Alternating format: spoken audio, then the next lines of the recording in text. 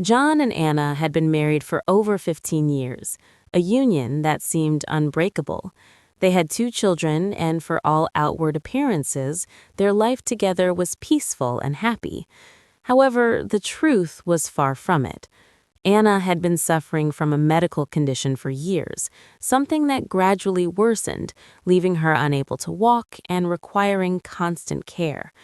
John had always promised to stand by her side, to support her through whatever came their way. Yet, behind closed doors, he harbored a deep resentment that grew each day. It was a winter night when the accident happened. John was rushing home after a long day at work, frustrated and irritable. His mind wasn't on the road as he sped through the quiet streets, his thoughts occupied with something much more pressing, his secret affair. Over the past few months, he had been seeing a woman named Lily, a colleague from work. They had developed a deep connection, and what started as innocent flirting had escalated into a full-blown affair.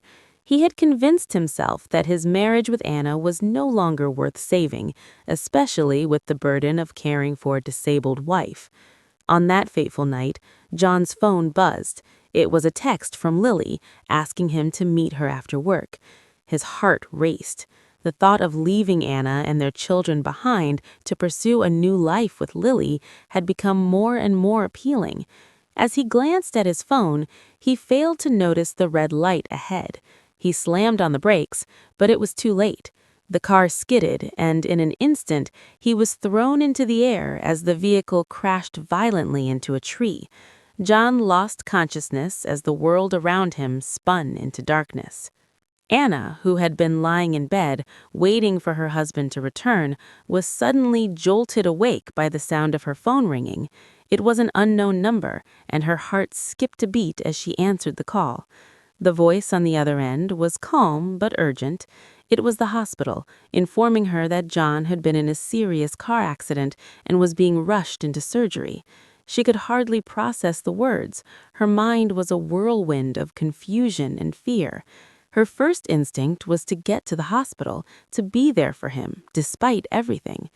When Anna arrived at the hospital, she was told that John was in critical condition. The doctors were unsure of the extent of his injuries, but assured her that they were doing everything they could. Anna sat in the waiting room, alone, her heart heavy with a mix of emotions. The love she still felt for John was undeniable, but there was also a deep sense of betrayal, of knowing that her husband had been hiding something from her for months. The affair with Lily had been going on for far too long, and Anna had suspected it for a while, though she had never dared to confront him. As the hours passed, Anna's mind raced. She knew that if John survived, things would never be the same. The trust between them had been shattered, and no matter how hard she tried to ignore it, she couldn't escape the feeling that their marriage had been a lie. The moment she suspected John's infidelity, her world had crumbled. She loved him, but she couldn't ignore the truth any longer. Finally, after what felt like an eternity, the doctor came to speak with Anna. The news was grim. John had suffered severe internal injuries and fractures, and his recovery would be a long and difficult road. The doctor spoke about rehabilitation, the possibility of permanent disabilities, and the long process of healing. But as Anna listened, all she could think about was the betrayal, the fact that John had been seeing another woman while she had been lying in bed, unable to move, dependent on him for everything. Later that evening, when John regained consciousness, he found himself in a hospital bed, surrounded by machines and monitors. His body ached with pain, and his mind was foggy. He saw Anna sitting beside him, her face etched with worry and sadness. It took him a moment to register what had happened, the crash, the accident, the pain. But it wasn't just the physical pain that he had to contend with. He had betrayed Anna, and now he had to face the consequences of his actions. As he lay in the hospital bed, John's thoughts turned to Lily. He had been so focused on her that he had neglected everything else in his life. Now, as he stared at Anna, who was holding his hand, he realized that the woman who had stood by him through thick and thin was the one he had hurt the most. The guilt washed over him like a tidal wave, and for the first time, he felt truly alone. Anna, sensing his gaze, looked up at him. Her eyes were filled with sorrow, but there was also a quiet strength. She had known about the affair, and though she had never confronted him, she had been preparing herself for this moment. She knew that John's injuries would require months of care, and though she had always promised to be there for him, she wasn't sure if she could continue to stand by him after everything that had happened. As the days passed, John's condition began to stabilize. He was no longer in immediate danger, but the road to recovery was going to be long and fraught with challenges. Anna stayed by his side, tending to his needs, helping him with even the simplest of tasks, but a quiet tension hung between them, an unspoken understanding that things could never go back to how they once were. One evening, after John had endured a particularly painful therapy session, Anna sat beside him on the hospital bed, her face calm but distant. The air between them felt thick, heavy with the weight of everything left unsaid. She had been patient, waiting for him to apologize, to show some form of remorse for the betrayal, but there was nothing, only silence. John had tried to reach out to her, to speak the words that were choking him, but every time he opened his mouth, he faltered. What could he say? He had betrayed the woman who had given everything for him, who had supported him through thick and thin, and yet all he had to offer now was the hollow apology of someone who had failed. "Anna," he whispered one night, after a long stretch of silence between them, "I know I've done something unforgivable, and I'm not sure if there's anything I can do to make up for it, but I need you to know how sorry I am." Anna looked at him, her eyes cold but not unkind. She had heard those words before, many times. His apologies had always come after the damage had been done, after the trust had been broken. The man lying in front of her, broken and vulnerable, was the same man who had shattered her heart and her faith in him. "I don't need your apologies, John," Anna said quietly, her voice steady but full of pain. "What I need is to know that you understand what you've done. I need you to understand that this isn't just about you being in pain or needing someone to take care of you. This is about the fact that you took everything from me, my trust, my love, my belief in us, and I don't know if I can ever get that back." John closed his eyes, the weight of her words sinking deep into his soul. He had always thought of himself as a good man, but now, looking into Anna's eyes, he saw only the emptiness of his actions. He had betrayed her, and no matter how hard he tried to make amends, he couldn't change the fact that he had hurt her in the most unforgivable way. Over the next few weeks, Anna continued to care for him, but there was a new distance between them. She was no longer the wife who blindly stood by her husband, no longer the woman who believed in their love. She was someone who had been betrayed, and while she had vowed to fulfill her promises, she was no longer sure what she was fighting for. John's rehabilitation progressed slowly. His body was healing, but his heart was not. He was surrounded by doctors and nurses, but there was only one person he truly wanted by his side, Anna. Yet the more he reached out to her, the more she pulled away. She was there, physically present, but emotionally she was a million miles away. The guilt gnawed at him, and as each day passed, he felt more like a stranger in his own life. One day, after a particularly difficult therapy session, Anna was sitting in the waiting room when John's doctor came out to speak with her. "He's making progress, but he's struggling emotionally. I think it would help if you two talked, really talked. There's a lot of unresolved tension, and it's affecting his recovery." Anna nodded, though her heart was heavy. She had been avoiding the conversation for so long, not because she didn't care, but because she was afraid of what would happen if she faced the truth head-on.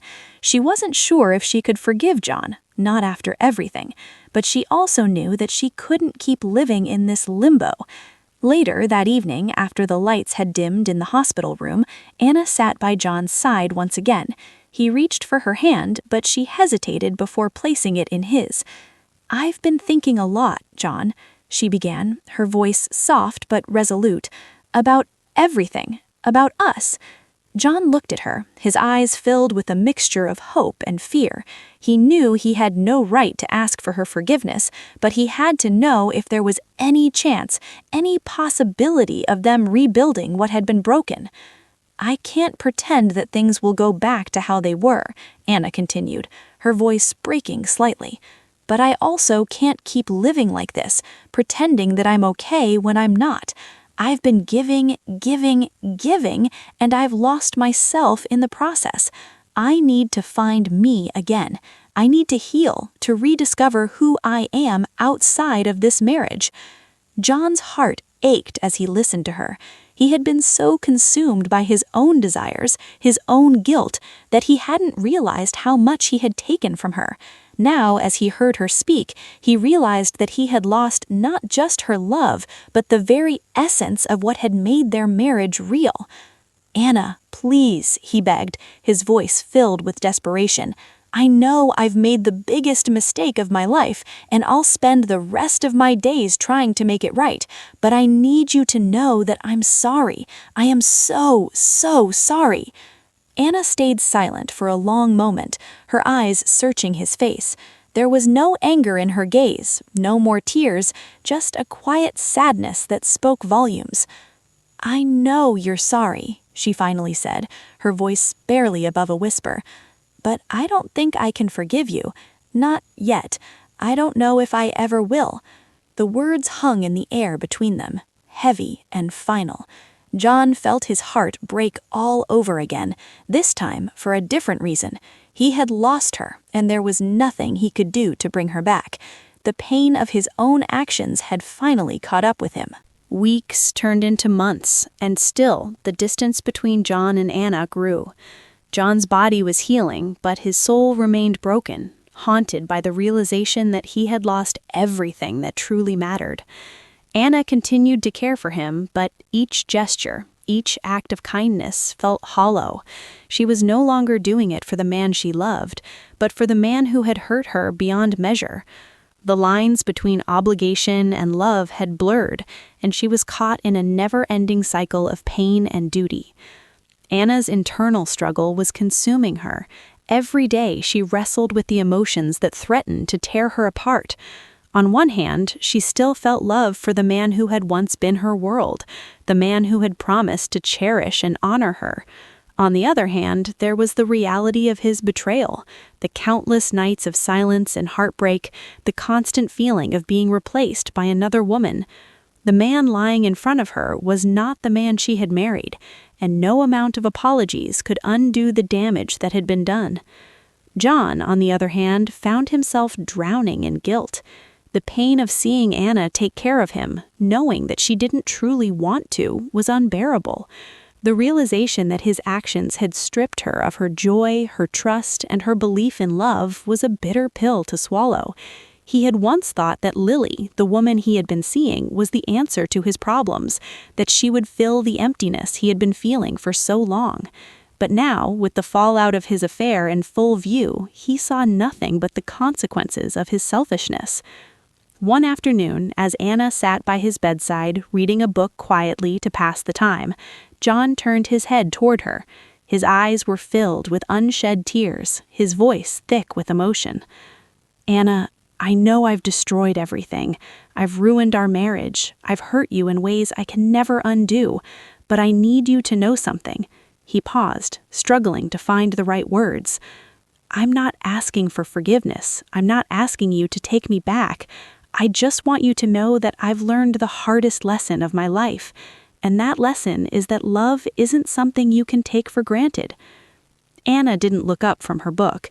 She had heard him say similar things before, but the words never seemed to have the impact he hoped for. His remorse, though genuine, felt insufficient compared to the weight of the years she had lost, the years of love and care that had been thrown away for a fleeting affair.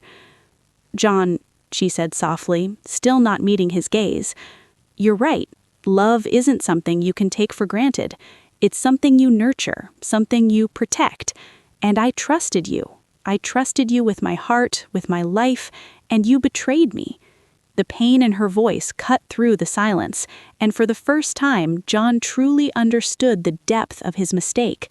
He had always thought that Anna would forgive him, that with time things would heal, but time had only deepened the scars, and Anna's words were like a final nail in the coffin of their marriage. "Do you still love me?" John asked, his voice barely audible. Anna took a deep breath, her heart aching. She looked up at him then, her eyes filled with a quiet sorrow that spoke volumes. "I don't know anymore, John. I don't know if I can love you the way I once did, the way I wanted to. I don't know if I can ever trust you again, and without trust, love doesn't stand a chance." John's heart sank. He had hoped, desperately, that Anna still carried some small ember of the love they once shared, but her words, though painful, were the truth. Trust once broken was nearly impossible to rebuild. For the next few days, Anna continued to care for him, but the dynamic between them had shifted permanently. Every touch felt forced, every conversation awkward. John could no longer bear the guilt, and Anna could no longer bear the pain of staying in a marriage that had been broken beyond repair. One evening, after John had finished a round of physical therapy, Anna sat down across from him. She had made a decision, one that she knew would be painful for both of them, but one that she couldn't avoid any longer. "John," she began, her voice steady, "I've been thinking a lot about us, about what you said, and I've come to a decision." John's heart raced as he braced himself for whatever she was about to say. He had feared this moment, knowing that it had been coming for a long time, but still he couldn't help the pang of hope that flickered inside him. "I'm going to leave," Anna said, her voice unwavering. "I've tried, John. I've tried to forgive you, tried to make this work, but I can't. I need to find myself again. I need to live a life that isn't dictated by the pain of your betrayal, and I can't do that with you anymore." The words hit John like a tidal wave. He felt a sharp, gut-wrenching pain, as though his entire world had crumbled around him. The woman he had loved, the woman who had stood by him through thick and thin, was walking away, and this time he knew there was nothing he could do to stop it. Anna stood up, her decision final. "I'll make arrangements for your care, John. I won't leave you completely, but I can't stay here anymore. Not like this." John's heart shattered as he watched her turn and walk toward the door. He opened his mouth, wanting to say something, anything to make her stay, but the words wouldn't come. The reality of his actions had finally caught up with him, and he realized that it was too late for apologies, too late for redemption. As Anna left the room, John was left alone in the silence, the weight of his betrayal pressing down on him. For the first time in a long time, he was forced to confront the truth that the life he had built was no longer his, and it was his own selfishness that had destroyed it. The days following Anna's departure felt like a blur for John. The hospital room, once a place of healing and recovery, now seemed like a prison. His physical wounds had healed, but his emotional scars festered. The pain of seeing Anna walk away, knowing that his own actions had driven her to this point, was unbearable. There were no more meals together, no more quiet conversations, no more laughter. It was just him, alone with his guilt and regret. In the days after Anna moved out, John tried to keep himself occupied. He spent his time in the hospital room, receiving physical therapy, trying to regain some semblance of the life he once had. But nothing felt the same. Every movement, every small achievement in his recovery seemed hollow without Anna by his side. He realized too late that the things that had mattered most to him were the ones he had taken for granted: her love, her devotion, her sacrifice. His mind kept returning to Lily. The affair had ended abruptly after Anna had found out, but for some reason, Lily's absence didn't hurt him as much as Anna's did. Lily was a fleeting moment in his life, a temporary escape from the pressures of his marriage and his responsibilities. But Anna had been the foundation of his existence. She had given him everything, and now she was gone. At night, John would lie in the sterile hospital bed, staring at the ceiling, his mind racing. The emptiness gnawed at him, and the question that haunted him constantly was, how could I have been so blind? But in his solitude, John began to reflect. His marriage had always been a partnership, but somewhere along the way, he had lost sight of that. He had grown selfish, consumed by his own desires and ambitions, never once considering the cost of his actions. He had betrayed Anna, not just emotionally, but physically. He had taken her love for granted, assuming it would always be there, like a safety net beneath him. But when he fell, there was no one to catch him. Days turned into weeks, and John's recovery continued, but something inside him had shifted. He started to realize the magnitude of his failure, not just as a husband, but as a person. He had always prided himself on being a good man, a hard worker, a loving father, but now he saw that those labels meant nothing when you betrayed the one person who loved you unconditionally. One evening, John received a letter from Anna. She had written it before she left, but he hadn't read it until now. The letter was short, but the words hit him like a sledgehammer. She wrote about her pain, her loss, and her decision to leave, but what struck him the most was the last paragraph. I don't know if I'll ever forgive you, John. I don't know if I can ever look at you the same way again. But I want you to know that I loved you once, and I will always love you in some way. I am not leaving because I hate you, but because I need to find myself again. I hope that someday you will realize what you've lost. I hope you will learn to be the man I always believed you could be. John read the letter over and over again, the weight of her words sinking deeper with each read. He realized that Anna hadn't just left him, she had left the person he had become, the person he had allowed himself to be. She had believed in him, in their love, and he had betrayed that belief. And now she was gone, searching for her own healing, leaving him to face the consequences of his actions. It was then that John knew what he had to do. He couldn't undo the past, he couldn't erase the pain he had caused, but he could start working toward becoming the person Anna had once believed he could be. He could learn from his mistakes, take responsibility for his actions, and rebuild his life from the ashes. John left the hospital after his recovery was complete, but he didn't return to the life he had once known. He moved into a small apartment, a place where he could be alone with his thoughts, away from the distractions of his past.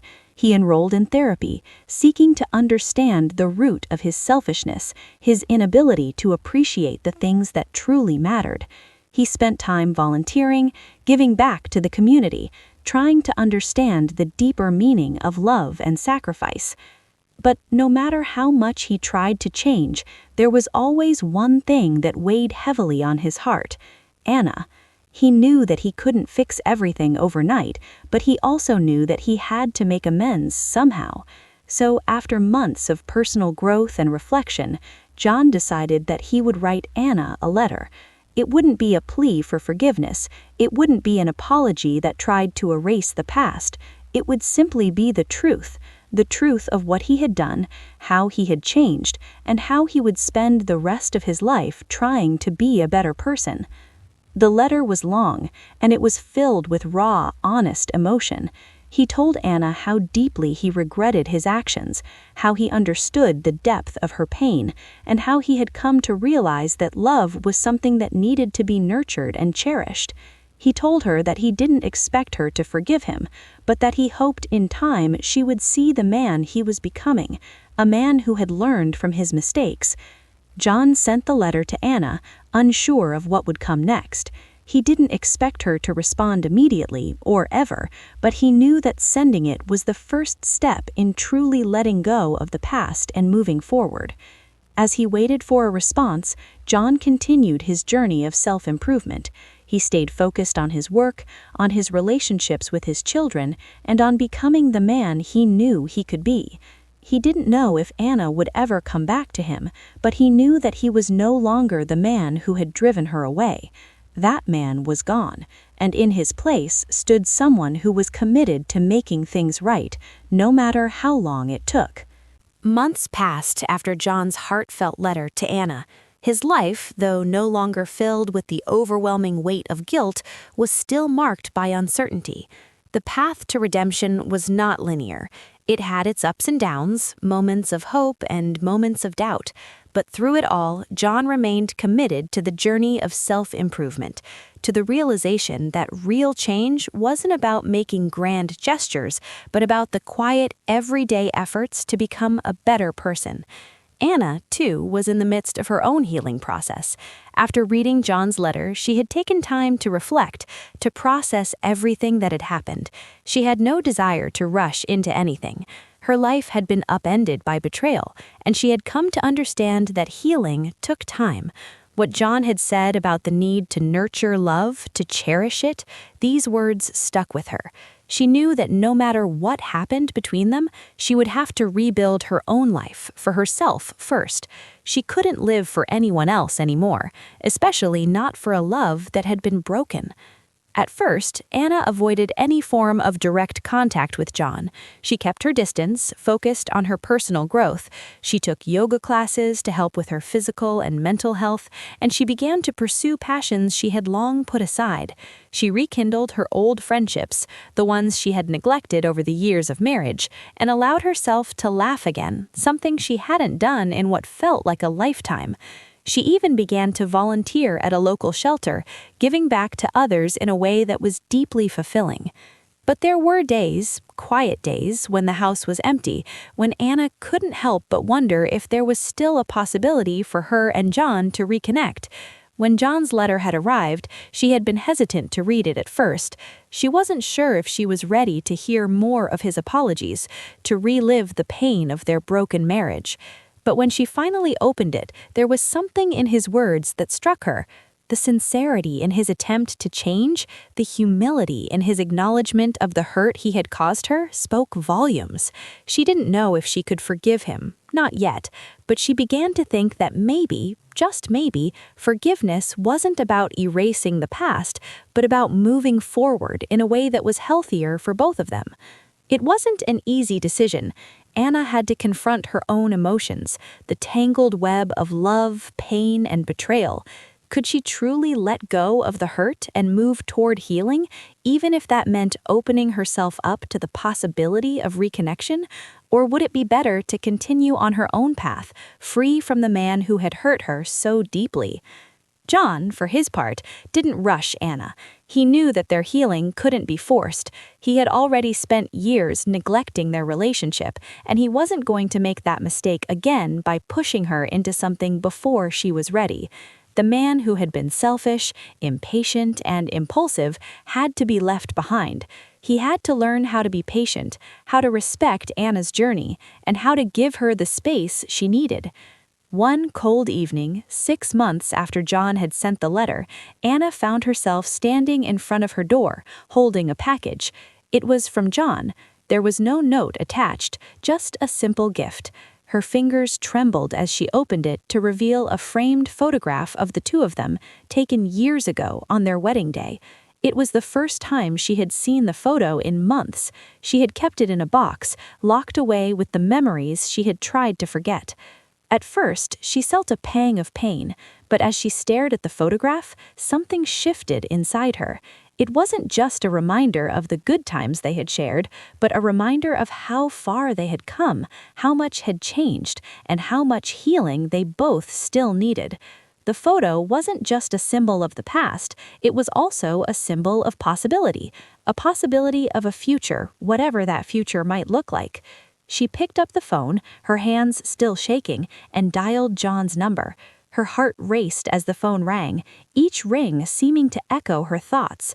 When John finally answered, his voice was soft and cautious, as if he knew what this call meant, but wasn't sure if he was ready to face it. "Anna?" he asked, his voice thick with emotion. "I've been thinking about us, about everything, and I wanted to talk." John's breath caught in his throat. He had been waiting for this moment, though he never imagined it would come so suddenly, without warning. But he was ready, more than ready. He had spent months working on himself, on his healing, and now he would do whatever it took to show Anna that he was worthy of another chance. "I'm listening," he said, his voice low, full of anticipation. For a long moment, Anna said nothing. She had no idea what the future would hold for them, but she knew that whatever happened next, it would have to come from a place of honesty and understanding. The mistakes of the past couldn't be erased, but they could be acknowledged, and from there, maybe there could be something new.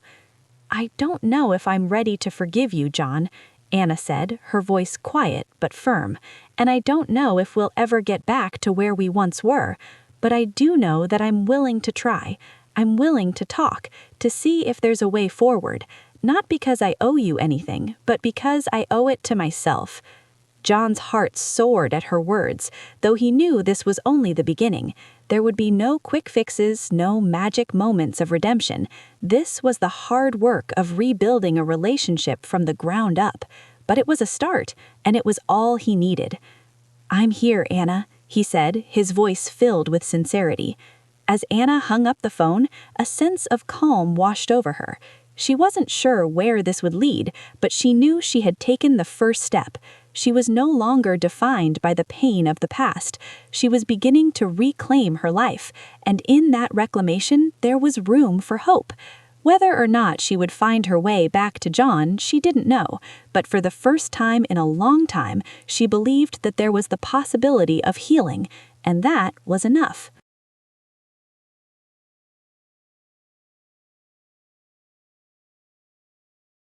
The phone call with Anna marked a turning point for both John and her. It wasn't a grand declaration of love, nor was it a promise of a perfect future, but it was a sign that there was a glimmer of hope in the midst of everything they had been through. John had spent so long trying to make things right, to make up for the wrongs he had done, but Anna's words brought him a sense of peace he hadn't expected. She wasn't ready to forgive him, but she was willing to try. That, in itself, was a victory he hadn't anticipated. Over the next few weeks, John and Anna began to reconnect, albeit cautiously. They started by meeting in neutral places, a park, a cafe, places where they could talk without the weight of their past constantly hanging over them. Their conversations were slow at first, tentative, as if they were both walking on fragile ground, unsure of how much they could trust each other. But each meeting brought them a little closer. They talked about their past, about the good times, the bad times, and everything in between. They didn't shy away from the hard truths. They faced the reality of what had happened, the hurt, the betrayal, and the pain. But they also began to talk about what they wanted for the future, separately and perhaps together. For John, these conversations were a revelation. He had spent so much of his life taking Anna for granted, assuming that she would always be there, always forgive him. But now, as he listened to her talk about her pain, her journey toward healing, and her need for independence, he understood. He understood that Anna was no longer the woman who would silently accept his mistakes. She had grown, changed, and in many ways, so had he. This wasn't just about rebuilding their marriage. It was about two individuals, scarred but not broken, learning how to coexist again. For Anna, these conversations were equally transformative. She had spent so long avoiding the pain of what John had done, afraid of confronting it, because she feared it would destroy her. But as they talked, she realized that confronting the truth wasn't about reliving the past. It was about freeing herself from it. She was no longer a woman defined by her suffering. She was someone who had the power to choose her path, to decide what kind of life she wanted, with or without John. She didn't know if their relationship would ever be the same, but she was beginning to understand that healing didn't mean forgetting, it meant accepting, learning, and moving forward. One afternoon, after a particularly long and honest conversation about their past, Anna suggested something that surprised John. What if we took things slowly, No pressure, no expectations. We start from the beginning, like two people who are just getting to know each other again. Would you be willing to do that?" John's heart swelled with both hope and fear. He hadn't expected Anna to even entertain the idea of rebuilding their relationship, but here she was, suggesting they take it step by step, without rushing into anything. He nodded, a small but genuine smile forming on his lips. "I would. I'll do whatever it takes, Anna. No rush, no expectations. I just want to be part of your life again, however that looks." And so they began again, not as a married couple, not even as friends, but as two people learning to trust each other again, to appreciate each other again, to rediscover the bond they had once shared. As time went on, their meetings became more frequent. They spent time doing simple things, walking through the park, sharing a cup of coffee, talking about their favorite books or movies, and slowly, they started to find pieces of the connection they had once had. John continued to work on himself, attending a therapy regularly, making sure that the changes he had made in his life weren't just superficial, but deeply rooted.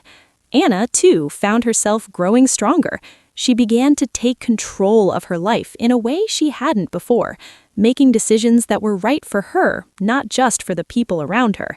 She began to believe in herself again, in her own strength, and that belief began to spill over into her relationship with John. But despite their growing closeness, there were still moments of doubt. There were times when Anna would catch herself wondering if she was making a mistake, if opening her heart to John again was the right choice. And there were times when John would question whether Anna could ever fully forgive him, whether he deserved another chance at their love. But they didn't let these doubts stop them. They talked about them, worked through them, and kept moving forward, even when the future seemed uncertain. One evening, after a long walk along the beach, Anna turned to John, her face illuminated by the soft glow of the setting sun. She had been quiet for a while, lost in thought, and John, sensing something important was about to be said, stopped walking. "John," she began, her voice steady but filled with emotion, "I've been thinking a lot about everything, about us, and I've realized something. I don't know what the future holds, but I do know that I'm not the same person I was before, and I don't want to go back to that person. I want to move forward, not just with you, but with myself too. We can't go back to the past, and we shouldn't try, but maybe, just maybe, we can build something new together, slowly, carefully." John's heart beat faster as he listened. These words were everything he had been hoping for, everything he had been working toward. "I agree," he said quietly, his voice full of emotion. "I don't want to go back either, but I'm willing to build something new, with you, however long it takes." And so they stood there, side by side, two people who had once been broken by betrayal, but who now had the courage to try again. The future was uncertain, but for the first time in a long time, Anna and John felt a sense of possibility. Not an easy fix, not a guarantee of a perfect ending, but a chance to rebuild, to grow, and to see where the road would take them. The journey of rebuilding their relationship was not a smooth path, but it was one they both chose to walk with intention. As Anna and John continued to reconnect, the foundation they began to build was fragile but honest. There were moments of progress and moments of setback, but both of them knew that their path forward would require vulnerability, patience, and immense effort. Their first real test came when John, still in therapy and working on his own emotional healing, received a job offer in another city. It was a significant career opportunity, one that would have offered him the chance to grow in ways he hadn't thought possible. But the timing was complicated. He and Anna had been moving forward, but they weren't quite there yet. Would a move disrupt their fragile progress? Could they handle the distance? John came to Anna with the news one evening, unsure of what her reaction would be. They were sitting in the living room of the small apartment Anna had moved into after their separation. The place was still hers, a place where she found comfort in her independence, but it was also a space that felt oddly unfamiliar, as if it no longer completely belonged to her. "Anna," John began, his voice tentative, "I got an offer. A job offer. It's a good one. It's a big step for me, professionally. But I want to talk to you about it first. I don't want to make any decisions without you." Anna's heart skipped a beat. She'd been so focused on their own personal growth that she hadn't considered the bigger picture, hadn't thought about the logistics of their new, fragile relationship. John's career, his future, these were things they hadn't yet discussed in depth. Taking a deep breath, Anna set her book down and met his gaze. "It's a big decision, but I don't want to hold you back, John. This is your career, and I know it's important to you. But we're not the same people we were when we first met. We're both different now. We've changed. And I think that means we need to decide together, not just in terms of what's best for you, but what's best for both of us." John nodded, grateful for her words. He had spent so much time thinking about himself, about how this job would improve his life, that he hadn't considered what Anna might feel. After everything that had happened, the last thing he wanted was for her to feel abandoned again. "Maybe," Anna continued, her voice quiet, "this is a chance for us to take the next step, whether it's together or apart. But I need to know, John, that whatever decision we make, it's not one where we lose ourselves again." The conversation was difficult and filled with doubt, but it also represented something much deeper, their willingness to face life's challenges as a team, to consider the impact of every decision on each other. After a few weeks of discussing their options and weighing the pros and cons, they made a decision. John would take the job, but they would keep their relationship a priority. They promised to continue to meet each other halfway, to ensure that their individual growth wasn't sacrificed for the sake of their reunion, but nurtured alongside it. The months following the move were a period of adjustment for both of them. They kept in close contact, visiting each other on weekends, and using their time apart to strengthen their personal journeys. Anna had her own work and community, focusing more on her art and personal projects. She continued to heal from the past, learning to trust herself again and finding joy in her independence. She was not waiting for John to complete her, but she was learning how to love herself fully. Meanwhile, John threw himself into his new role. He excelled at work, but it wasn't without its challenges. The long hours, the pressure to prove himself, it all added to the weight he carried. But every weekend he returned to Anna, and every phone call they shared gave him the strength to keep moving forward. There were moments when he questioned whether they could truly make this work, whether this long-distance arrangement was sustainable. But when he was with Anna, when he saw the way her eyes lit up when they spoke, he knew they had something worth fighting for. And so, as the months went on, they continued their slow but steady journey toward reconnection. They faced challenges together, each new hurdle an opportunity for growth. They learned how to communicate better, how to support each other in ways they hadn't before. They recognized that forgiveness wasn't a one-time event, but a continuous process. There were still moments when the past crept into their conversations, moments when old wounds were reopened. But instead of letting these moments tear them apart, they used them to strengthen their bond, to reinforce their commitment to each other. One evening, almost a year after the job move, John returned home to visit Anna for the weekend. He had been gone for 2 weeks, and he missed her more than he could express. As he entered the door of her apartment, Anna was waiting for him, a glass of wine in hand, her smile bright and welcoming. "Welcome home," she said softly, her voice full of warmth. John felt a lump form in his throat. It wasn't the home they once shared, but it felt like home. He crossed the room quickly and embraced her, holding her tightly, feeling the weight of the last year, the distance, the pain, the healing, all crashing down at once. "I missed you," he whispered, his voice thick with emotion. "I missed you too," Anna replied, pulling away just enough to look into his eyes. "But we've both come so far, haven't we?" John nodded. "We have, and I'm not going anywhere, Anna, not ever again." And in that moment, as they stood together, surrounded by the quiet peace of their shared space, Anna and John both knew that the future was still uncertain. There would be struggles ahead, moments when they would question if they were truly enough for each other. But they also knew that they had something stronger now: trust, respect, and a love that had been tested and reborn. They had both found their way back to each other, not because they were perfect, but because they were willing to try, to fight for each other, to love each other even in their brokenness. And for the first time in a long time, they both believed that no matter what came next, they were ready to face it together.